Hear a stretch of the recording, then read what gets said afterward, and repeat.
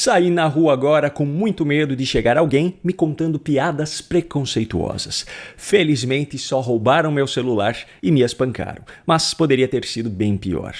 Com essa irônica frase de um dos maiores pensadores contemporâneos brasileiros, Joaquim Teixeira, para representar o atual cenário no nosso país, eu começo esse vídeo, cujo conteúdo tem tudo a ver com essa situação, a começar justamente por uma piada, considerada hoje como um dos mais graves crimes que podem ser cometidos, se não fosse por um detalhe. Uma piada contada por Lula. Então, tudo isso, eu tenho a melhor ministra que eu poderia ter, que é a Marina, que cuida disso, sabe? Não tem nem tempo para comer de tão magrinha que ela está.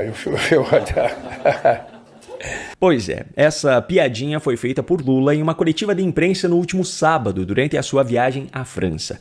Na semana anterior, o comediante brasileiro Léo Lins foi condenado a 8 anos de prisão por conta de piadas feitas no palco, em um show de humor, o ambiente apropriado para isso. Lula, no entanto, além de não ser humorista e sim um chefe de Estado, fez essa piada como chefe de Estado em uma coletiva de imprensa. Mas como se trata de Lula, a justiça brasileira não vê problema nenhum. Como se trata de Lula, não aparece nenhuma juíza militante para testar os limites do autoritarismo. Mas não é só isso. Há alguns dias, quando Marina Silva compareceu a uma audiência no Senado, a militância toda se mobilizou para dizer que a ministra foi vítima de ataques misóginos. Os ataques partiram de um senador que disse que a respeitava como mulher, mas não como ministra, ou seja, uma crítica profissional, e também pelo presidente da sessão, que, diante da gritaria da ministra, pediu para que ela se colocasse no seu lugar de ministra. Essa mesma militância, no entanto, não deu um pio a respeito da piadinha feita por Lula sobre a mesma Marina neste último sábado. Mas se fosse esse o grande problema que eu tivesse para mostrar nesse vídeo, ainda estaríamos no lucro, afinal, já estamos acostumados com esse tipo de hipocrisia vinda deles. Mas não, as questões que eu preciso abordar aqui são muito maiores do que essa e dizem respeito ao nosso bolso, à nossa segurança e à nossa liberdade. Nessa mesma coletiva de imprensa, por exemplo, Lula já se antecipou a possíveis questionamentos e deu suas desculpas para justificar os gastos exorbitantes de dinheiro público nas hospedagens luxuosas e todas as regalias para ele e sua extensa comitiva. Veja só o argumento. Nessa viagem aqui, de vez em quando as pessoas perguntam quanto que a gente está gastando para fazer essa viagem. Eu não sei quanto que eu estou gastando porque eu não cuido disso, mas eu sei quanto que eu estou levando de volta para o Brasil.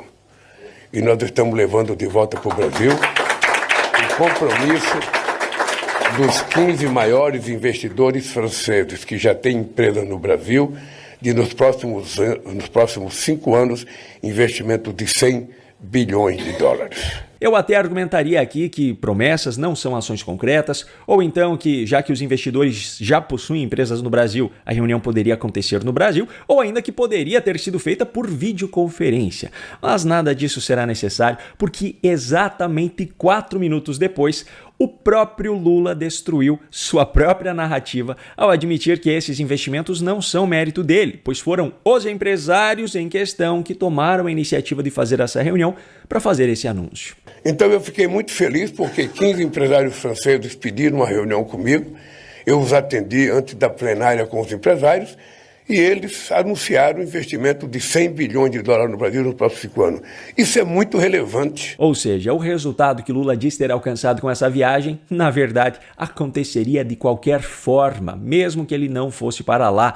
Portanto, continuam sendo completamente desnecessários os gastos exorbitantes da comitiva brasileira nessa viagem, como a hospedagem em um hotel em Paris cujas diárias chegam a mais de R$60 mil.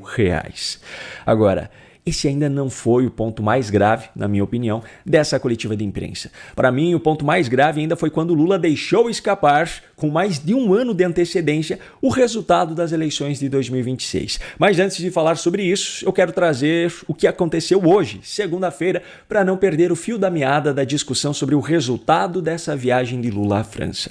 Por que eu digo isso? Porque nessa segunda-feira, Lula visitou a sede da Interpol, em Lyon, também na França. E essa visita trouxe resultados. Trouxe alguns novos acordos firmados entre Brasil e essa organização. Só que, com base no histórico recente, não me parece que a real intenção do governo Lula por trás desses acordos seja aquilo que foi oficialmente anunciado.